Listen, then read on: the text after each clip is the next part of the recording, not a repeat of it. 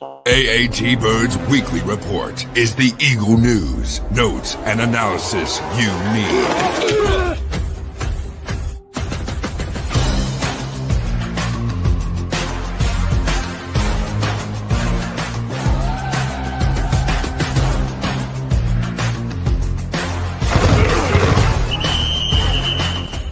It's all birds, all the time.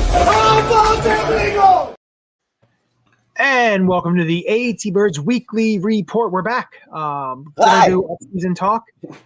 We're back like we never left. Well, I mean, it's funny you said like that it's the off-season because it's finally the off-season for the Super Bowl champion Philadelphia Eagles. Listen, I like it like this. I like it like this because you don't have that drag in middle of January into beginning of February. You're trying to come up with things to talk about. The Eagles gave us that by being in the playoffs so long, into the Super Bowl, winning the Super Bowl. So we got a little bit of that. So going to talk about the new Eagles offensive coordinator. Kevin Patullo was named the offensive coordinator, and Parks Frazier is named the pass game coordinator, taking over the role of Kevin Patullo. So we'll get into that. Talk a little bit about the Super Bowl parade recap, who we thought the best speech was. Is that the breaking news sounder? Yeah, something like that. Okay, good. Salary cap projection came out today, potentially kind of where it's going to fall. And then also an interesting trade idea that I had posted, I think a day ago, earlier this week. And it's got a lot of feedback and a lot of back and forth. I'm not going to go over everything, but it's an idea I'd like to pose to you, Chip, and then we can kind of discuss it. But I'm going to start here. I think you're on mute.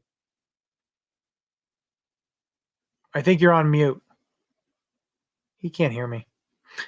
Let me start here. Here we go.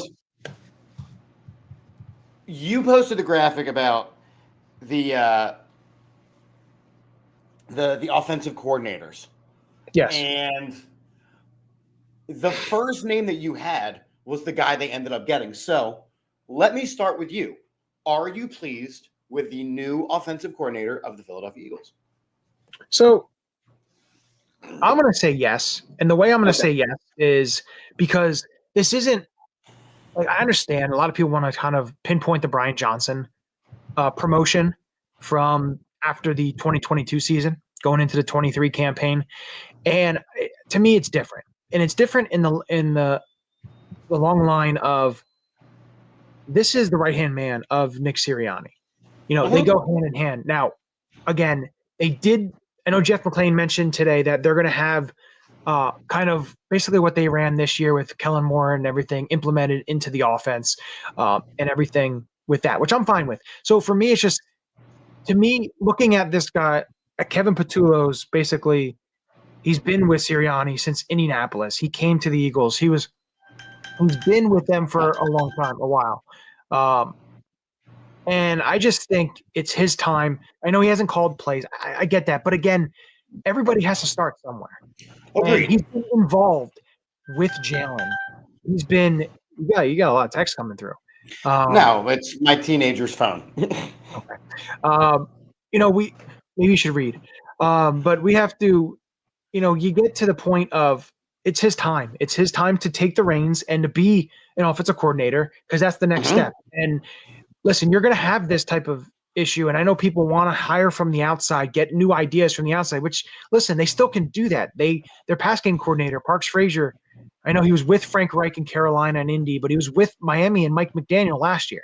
Right. So, I get that pushback, but to me, I'm okay with this move for what was out there. If you really want to.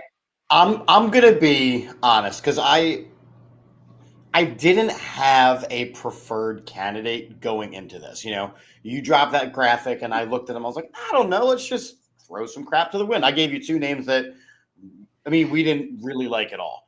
I think that it's very different than the Brian Johnson move in the sense of Brian Johnson, in my opinion, hadn't really worked his way up to that level.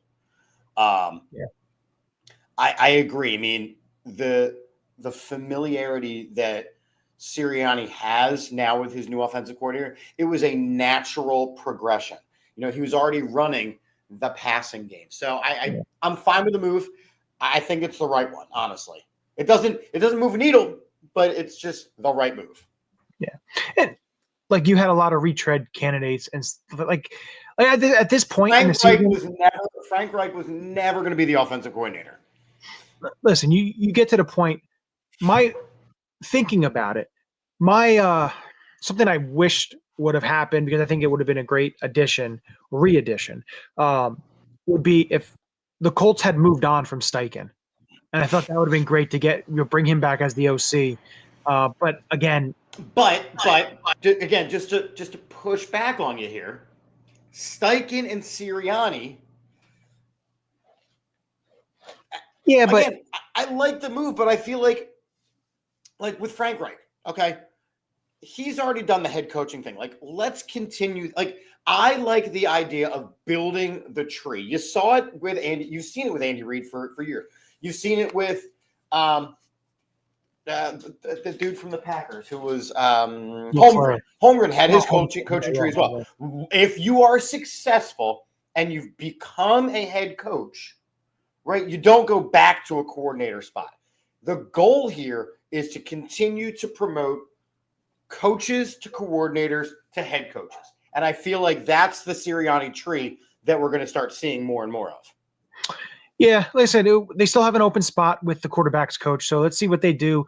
I kind of have a feeling that they'll probably bring somebody in with a lot of coaching experience, a veteran, to be the QB coach, to kind of help lead the room and everything. But again, you win the Super Bowl, you're going to have coaches that are going to be, especially if they're young coordinators, they're going to be poached.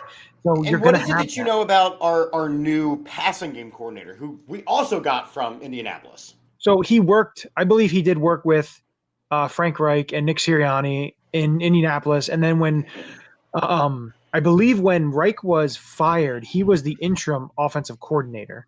Got it. And in 22. And then I know when Reich got hired by Carolina, he was with Carolina in Frank Reich. And then last year he went as an offensive assistant with Mike McDaniel and the Miami Dolphins. So, he's a young guy. He's 33 years old. So he's a young up-and-coming type of coach. So he's going to run the pass game coordinator position that Patullo had the last couple of seasons. And Jeff Stoutland's still going to be the run game coordinator as always. We know that. But then they just have an opening at assistant offensive line coach since TJ Pagnani got taken by Kellen Moore in New Orleans. And the quarterback coach, which looks like Doug Nussmeier, is going to be the OC for the New Orleans Saints. So you're going to have a opening at the quarterback coach spot. So we'll see. They still have to fill out the rest of the staff here. There's still some positions that are open, especially now you have the combine coming up next week. So you have a lot that's going into that. But for me, listen, I'm totally okay with it. Like for me, like the way that I see it, it's his time to make that next step and to be your offensive coordinator. And again, it's going to be, I know the New Orleans Saints want, interviewing certain positions, Singleton got, and you had, of course, Patullo along the lines of that. They got interviewed as well, but this is his shot. A successful organization here in the Philadelphia Eagles. His next role would be, they have a successful season. He could wind up getting poached by another team to be their head coach. That's basically the way this goes. And when you're a successful team, you have to be ready for it, because that's just what happened. And again, I'm fine with it. I have no issues with it at all. Again, this isn't the Mike Groh situation when exactly after the Super Bowl and Doug Peterson, hired from within, and then Press Taylor, and then has literally fallen on two different swords at this point for Press Taylor. Yeah, exactly. He's done. And to me, he's not a head coach in the NFL anymore. I just don't see it anywhere. I mean, I've been on this show long enough to say that I don't think he was ever a head coach in the NFL. Yeah, we'll see. Yes, he's a Super Bowl winning coach, and every couple of years, a mediocre coach lucks one out. And I've said over and over again, that was less Doug's coaching and more the Philadelphia Eagles. This Eagles Super Bowl, here's our segue to this parade. See what I've done there? This Super Bowl wasn't like that. It was a masterful coaching job of a phenomenal roster. which is why this parade felt different. Let's recap, shall we? Yeah, like it did feel different, and I had mentioned that too. The difference of how you would feel from 17 to 25, and the parade for me was, you take a look at the amount of people, and of course you're going to have that. You had it in 17, you have it again here, and it's just, when you look at these guys' speeches, and I want to talk about the speeches, and like these guys know how young this team is. They know that their position. This isn't like 2018. I think they were, or 2017. They were basically ahead of schedule, and playing a third place schedule or a fourth place schedule. I believe they were in last place in 2016. But playing that schedule with the amount, like they had some talented guys. They added some guys, some free agent signings, some veteran signings. They were a team that weren't set up to keep, like, listen, the injury and everything didn't help, but all that, like, this is a different team because of how young they are. They are so young, and they built through the draft. They didn't build through free agency and had, aging guys, veteran guys. This is when they got to the Super Bowl 2 years ago, they were ahead of schedule, right? They had some pieces in place, but that was not a team that was ready for a Super Bowl. And they got there, and it was awesome. And, you can look at the things like the NFC Championship kind of going our way, and it's not – there was a series of things there. This Eagles team, like you mentioned, and have documented beautifully, by the way, the drafting that this Eagles team has done over the last 3-4 seasons is incredible.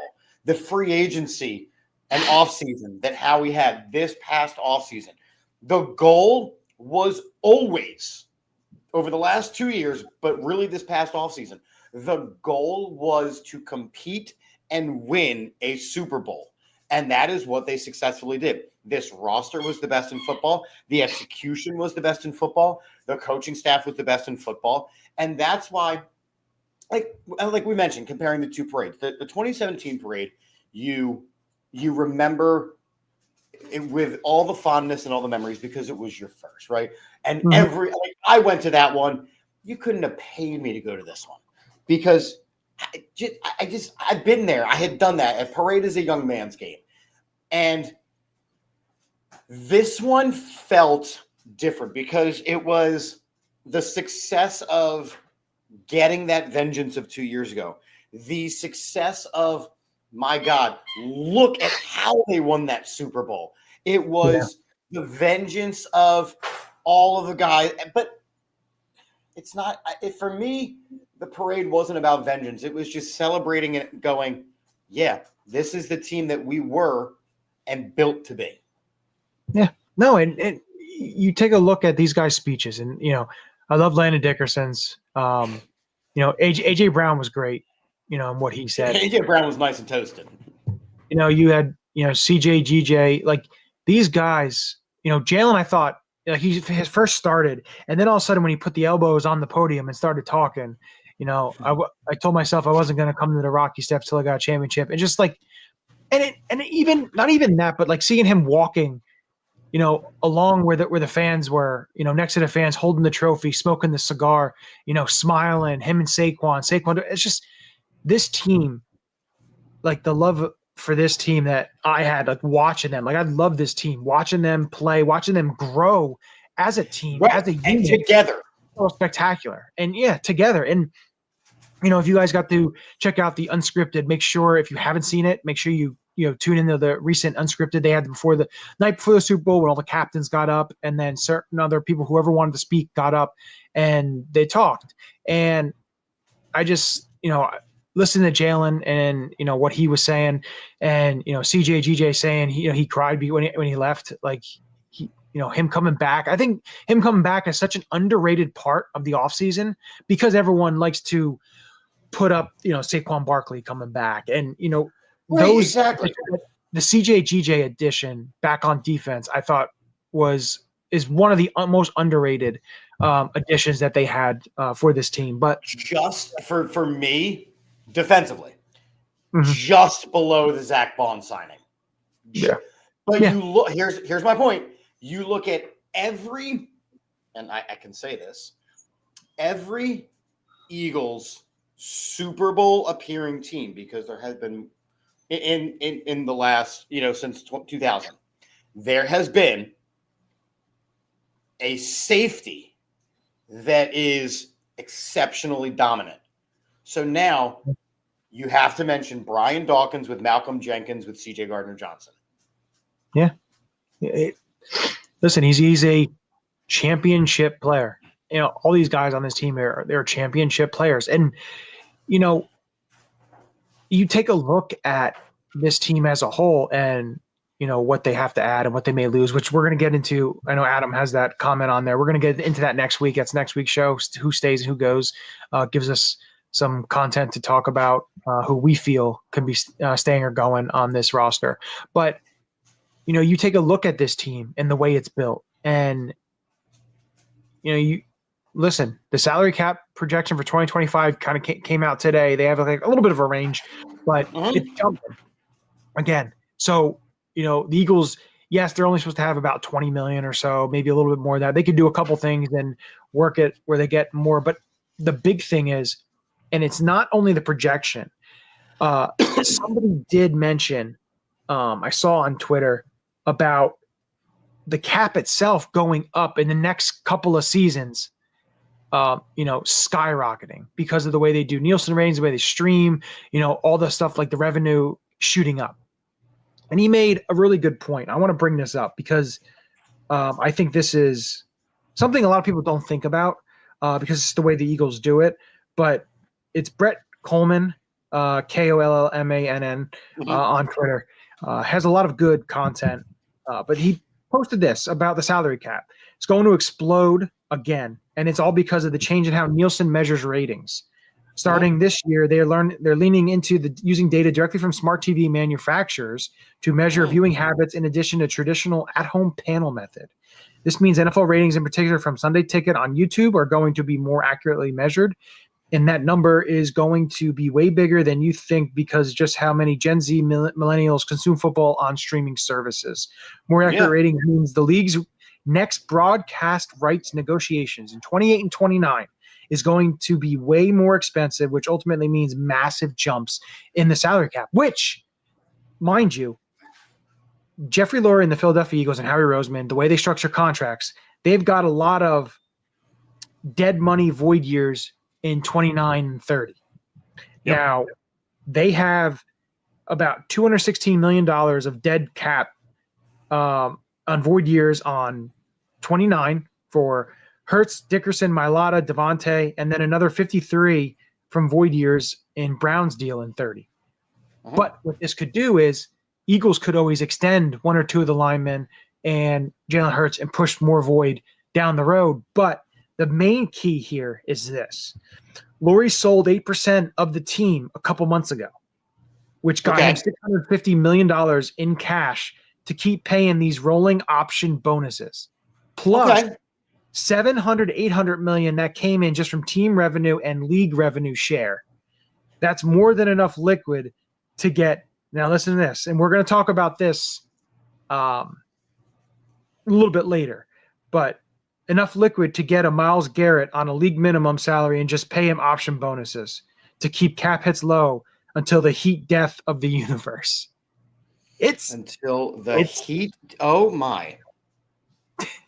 Listen, the way that they structure, and some team, any team can do this, but what the Eagles do, and I think Jake Rosenberg, which I think I shared in one of our group chats, he used to be money manager with the Eagles and did a whole bunch of different stuff with the Eagles and, with Howie Roseman. So he knows a lot of the internal way of things with the Philadelphia Eagles front office. And he had mentioned, any team can do this. The Eagles are just ones that they'll pay up front and they're going to bank on their scouting department. They're going to bank on free agency hits. They're going to bank on, getting developing guys. Like they're going to bank on all that, which makes this look so spectacular in what they do because other teams don't want to front the money. They want it to just play out because they don't want to be, fronting it all at once. Agreed. Because some teams can't do that. Some owners can't do that. Listen, it's it's just the way that it is. Everyone has to abide by the cap, but there's way around it, and that's what the Eagles do. And that's why they're able to field the team and be able to pay some of these guys and the way they can rework contracts. Not saying that they can sign every single free agent that they need to. That's not always how it is, but there is a method to their madness. And we'll get into next week. I have a couple different thoughts on their free agent signings next week, or who they can keep and who they can let go and why they may let go certain players. And it'll feed into a couple things. But listen, the cap going up is only a great thing for teams like the Eagles and other teams up top in basically who are successful and who can basically use void years, use certain things, be able to sign guys, be able to keep guys, whatever that may be. But it is a good news for the Philadelphia Eagles seeing it jump up like that. And again, like you mentioned, we have the most creative GM in all of the NFL. Howie Roseman, he just can't keep getting away with it. Well, he does. Just crazy how much 5 years change. Look at us when we started this in April. We talked about this last week, right? Keagy Chegsman.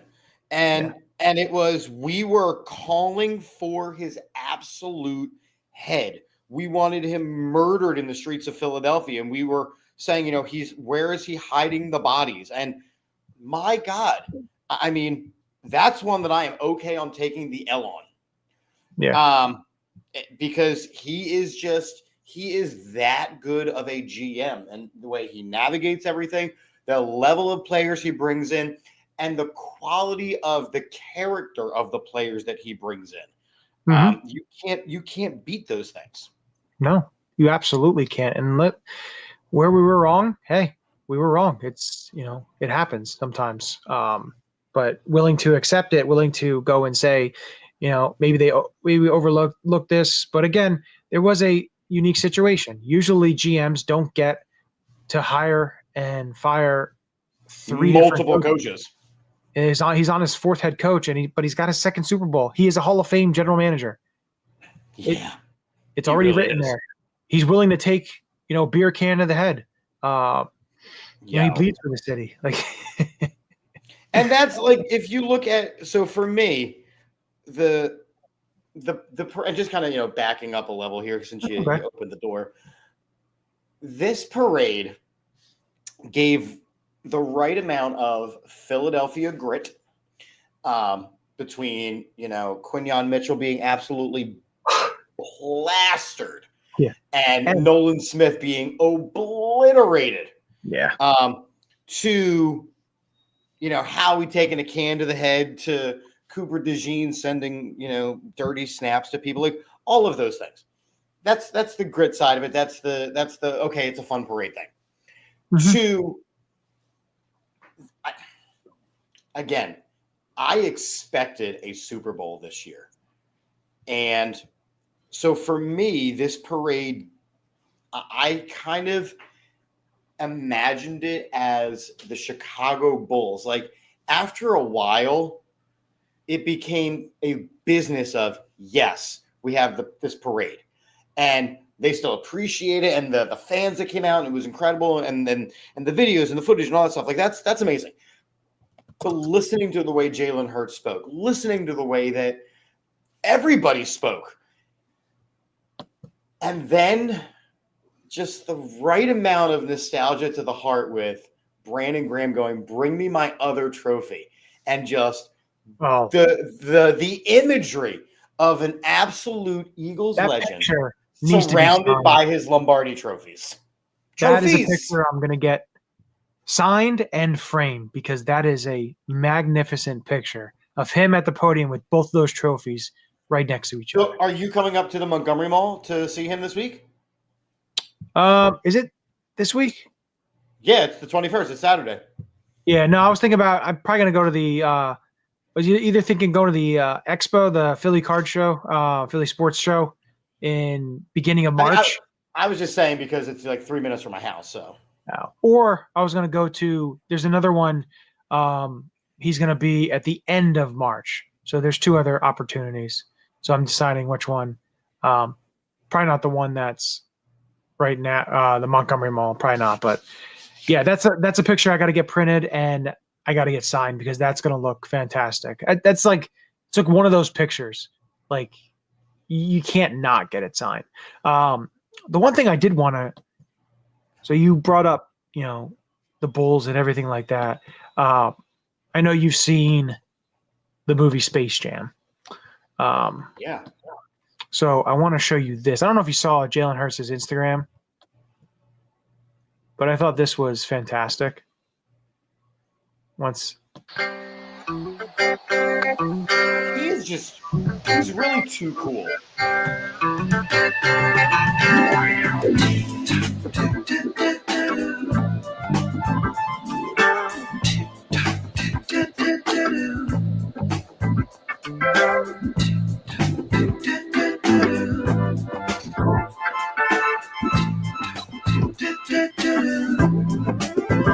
I wanna fly like an eagle to the sea. Fly like an eagle, let my spirit carry me. He's just too cool. He's really too cool. No, I just thought it was, fantastic. And, for me, it's just, everything that we've said, essentially, like, he is a top quarterback in this league. You can't say no. I don't care what you say. I don't care, oh, this guy's more elite, all that. It doesn't matter because this is a player. This is a guy. Every single year, he elevates his game. Uh-huh. And that's just something that he strives to. If you take a look at him starting with Alabama and how he started with Alabama, and then Dude just wins. He gets benched, and then the season that he doesn't start any game. Tua is the starter, gets hurt in the SEC championship game. He has to come in, lead a comeback victory. Then Tua winds up winning the national championship. Then next year, he transfers to Oklahoma. And he only 4 losses in college. Like, the guy's gotten better and better. Wins. And so I've been on this tip for a while when it comes to quarterback play. There is, and I feel like I've kind of mentioned things around this to you, so if this is repeat, let me know. There is such a thing as elite quarterback play and elite winners, right? So you can look at a guy like Peyton Manning. Peyton Manning is arguably the greatest quarterback of all time. And yeah, he won his Super Bowls and things like that. But the way that he played the position is unreal. Dan Marino is one of the greatest quarterbacks of all time. Didn't win diddly, right? Even go as far as to go Drew Brees is one of the greatest quarterbacks of all time, right? 1-1. Not on the top 1-1, but not on the top 75 or whatever teams. And then there's Tom Brady. In my opinion, Tom Brady is a good quarterback, but an elite winner. Joe Montana. Good quarterback, elite winner. Steve Young was the better quarterback than Joe Montana, right? So now I'm of the mindset of, you know what? I don't need an elite quarterback because keep your Joe Burrows. He's not winning anything. Keep those guys, right? I want an elite winner in charge of my franchise, and that's what we have in Jalen Hurts. He is an elite winner. The guy does not know how to lose. Yeah, it's all about. Unpack that for you. Unpack that. It's not about. No, you're right. Like I get the ultimate talent guys, the guys who have so much talent that's oozing all this talent, everything along the lines of, the Joe Burrows and the Lamar Jacksons and the Josh Allens. And I get that. And then you have guys like, Pete Prisco from CBS, who is an absolute hater. And it's great because he was on 97.5 and got absolutely cooked because they put out, what quarterback would you like for the next 5 years? And it was Jalen Hurts. And then they kept bringing up different quarterbacks. Uh-huh. And of course, they bring up Trevor Lawrence. They're basically the same. No, no. Not the same. And then he says, Justin Herbert comes up. I would take Justin Herbert. And it's just, and he also did bring up Dak Prescott. I'd take Dak Prescott. Okay. So it's just, It's to me, nice it's to just be getting funny. paid to know nothing about football. That's fun.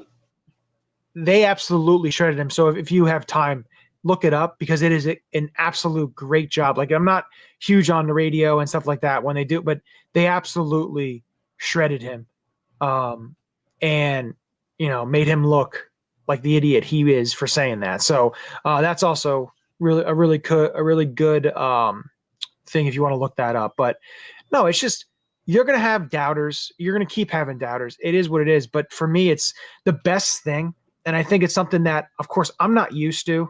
Listen, the Eagles have 2 Super Bowl victories in the last 8 years, but 2 trophies. When you have Cincinnati Bengals and Los Angeles Chargers fans trying to talk smack, that's Okay. that's like a virgin trying to talk to you and say how to do things. Like, you've never experienced it. So I think it's time to be quiet and just sit in the corner until you're able to do something, or your team's able to do something. Because you could say it all you want, but Justin Herbert hasn't won a playoff game and looked absolutely horrible in the playoff game last year. He puts up huge numbers. That's awesome for him, right? So, he puts up huge numbers. Great. And the thing with Joe Burrow is, and you feel bad for him because his owner isn't going to spend the type of money that he wants. And don't be surprised if in a couple of years he's asking out with a trade, because if they're not going to surround him, if they lose a T. Higgins, and it's not even, and I hear what you're saying as far as like T. Higgins and Jamar Chase and all that. If Joe Burrow were to ask out, it wouldn't be because of the talent surrounding him. It would be out of sheer safety, because they refuse to spend any money on an offensive line and a defense. Yeah. Listen, they have a lot of work to do, which that's on them. Good luck. And you have a tough division too. It ain't no walk in the park there. Physically tough division. So listen, I'm just happy with the way I think it's the way the mindset of this team is, and looking at the parade and the way they talked, and it's a championship mindset. They know that, okay, yes, we got ours, but because a lot of them said after Friday, we lock in to 2025. They celebrate the championship. Listen, everything they got to do. I mean, Saquon said it. Like, one Super Bowl is amazing. You know what I kind of want? Another one. Yeah, exactly. And listen, as a competitor, that's what you want. You don't want to be content on just one. You want to keep striving and keep doing what people don't think you can do. And that's, to me, kind of where I think the difference in the last 2 Super Bowl winning teams in Philadelphia were, right? The 17 team was content to be there, and they won one, and then they never really had that fire again, that real underdog mentality, which is why it went downhill as quick as it did. Not to mention the drama that was surrounding the team and things like that. This has now been the culmination of a cultural shift, and this organization, top to bottom, the expectation, the bar that is set is this team competes for championships. Yep. 100% right. And you look at this team. And you know who else wants to compete for a championship? I'm segueing into your last one right here. You know who else wants to compete for a championship? Myles Garrett. So I posted. I'm getting good at this, Johnny. Let me. I'll pull it up because it's easier if I do it that way. Let me just see. So, alrighty. All right, let's go and share my screen. All right, so I posted a mock trade. I do it time to time, especially in the off season. It's kind of a fun thing to do. So here is the mock trade. All right, it said, "Would you do this deal?" And the mock trade is as follows. The Eagles would get Myles Garrett in a 2026 4th-round pick, and they would trade the Cleveland Browns 2025 first, which is the 32nd pick, a 2026 second, and a 2026 3rd-round pick Plus, they would throw in quarterback Tanner McKee. And this is the reasoning on why I would say Tanner McKee. So I know Kenny Pickett, Tanner McKee, you have two young guys. Sure. My only thing on the Tanner McKee aspect would be this. Deshaun Watson is probably not playing this year. He is tied to them for a lot of money. And this gives them a quarterback in a Tanner McKee that they don't have to go ahead and draft a quarterback high. They can go ahead and draft an Abdul Carter at number 2 if he falls to them at the second pick after they trade a Myles Garrett. And then they have a Tanner McKee who is a viable quarterback who can start for them and play. And, they can maybe draft a quarterback later or maybe wait till next year to draft a quarterback. But it gives them options in terms of basically what they want to do. But it still gives them a plethora of picks. And, they're able to reload, essentially, be able to get some top picks and, unfortunately deal one of their best defensive players, one of the best defensive players in the league, but a guy that wants to start winning. And they're not really near competing right now for a championship. They're not near competing. They were a bad football team this past year. And look, I like Kevin Stefanski. I like the idea of the Browns. I want them at some point to be successful. It's probably as close to our AFC counterpart as possible. And good on Jameis Winston for guaranteeing that he's going to get another shot in the NFL, just personality wise. But Myles Garrett, he knows that he is an elite defender, and the only thing missing off of his resume at this point is a Super Bowl championship. So he's going to want to go somewhere that is going to pay him, not necessarily in money, but in playoff wins. Myles Garrett in Philadelphia would be a cheat code. Can you imagine Myles Garrett and Jalen Carter on the same and Jordan Davis on the same defensive line and Jalix Hunt? That's just when Brandon Graham retires, they replace him with Myles Garrett. I mean, come on. I'd be totally fine with that, of course. I'd be here for it. I don't know. I mean, yes, you put Tanner McKee. Selfishly, I don't think I'd rather just get rid of Kenny Pickett at this point. He served his purpose. He got to play in the Super Bowl. Neat for him. And I would like to see if Tanner McKee does develop into something, now that he's going to have a couple new set of ears talking to him. He's got to respond the same way that Jalen Hurts has, which is the plethora of coaching and taking with it. But I don't think that, if you watched the AFC North Hard Knocks like I did, they have tried out everybody at quarterback, and they have still settled on Deshaun Watson. So they owe him so much money. It boggles the mind. So I don't think that they are going to. I could see them poaching a different position rather than quarterback. But honestly, in my opinion, whatever Cleveland wants to give us Myles Garrett and make sure that he does not end up in Washington, because that is another. Because another. Look, I'm not Howie. Howie will not get abused in a trade. Just saying, what if they said, okay, a first, a second, and then we want 2 young guys? No. Like a Cooper DeJean or something like that. I'm just saying, they're going to want to ask, and that's why I put you know what I mean. I just want to make sure that if Myles Garrett does not end up in Philadelphia, then he does not end up in Washington. He doesn't end up in Detroit.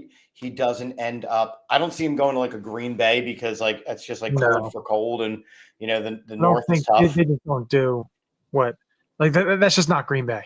No, it's just not what they do. But so looking at it too, like a lot of people like to say, well, what's it going to cost you? Is there any other type of deals that have happened in the past that you can kind of relay it and kind of match it up and see? The only one I can kind of think about was the Khalil Mack trade, right? The Raiders and the it was the Raiders and the Bears, and the Raiders traded him and a second round pick and a conditional 2020 fifth round pick, and they traded that.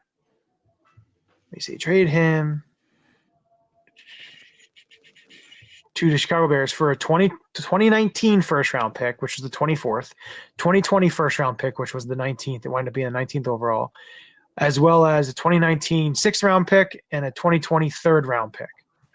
Then, of course, he signed an extension after that. So the way I look at that, they traded Khalil and a 2020 second. So then they got 2 firsts. Like for me, I just don't think you're going to get 2 firsts for a 29-year-old defensive end. I know he's, all world talent, a defensive player of the year. He is still playing at an elite level though. But if you trade a first round pick, a second round pick, a third round pick, and then you trade a young player that's a value, I think that'll do the deal. And the way the Eagles are structured and the way that they're built right now, they have enough young talent to be able to take on, trading assets in terms of picks, because as we'll talk next week, they let a couple defenders go. They could be getting compensatory picks next year. So basically replenishing themselves of something that they lose. So there's a lot to it, but it should be interesting to see what happens this offseason. Next week, we're going to break down the stay or go Eagles free agents. So that's always a fun show. We'll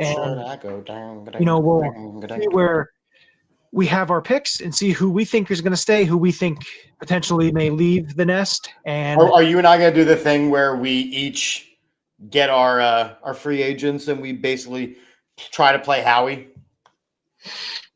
What do you mean in terms of like stay or go? Where we do the list of, yes, we can do the list. Am I going to have to submit my homework to you beforehand? You're going to have to submit your homework to me sometime. Maybe this weekend would be a good time to send it to me. All right. So it gives me an extra day to get it all set. Can I get an extension? No, you cannot. Teachers don't get extensions. You should be able to be on time. No kidding. But we'll be able to break that down. That'll be fun, especially seeing if you and I kind of agree on some things. I have a fun twist that I have, so we'll go into it and talk about who may stay, who may go. But with that, as we always end it, with a very happy and joyful Go Birds. This is Matt Ware. Hey, for all the Eagle content you need, go follow All About the Birds. They do a damn thing. Check them out. Hey, Eagles fans, I may be in Tampa, but I know where to find the best Eagles content out there. Check out my friends at All About the Birds. Philadelphia, what's up? This your boy Freddie Mitchell, a.k.a. Fred X. It's all about the bird. All birds all the time. All birds all the time. All About the Birds provides you with weekly analysis, game recaps, informative interviews, and it's all birds all the time.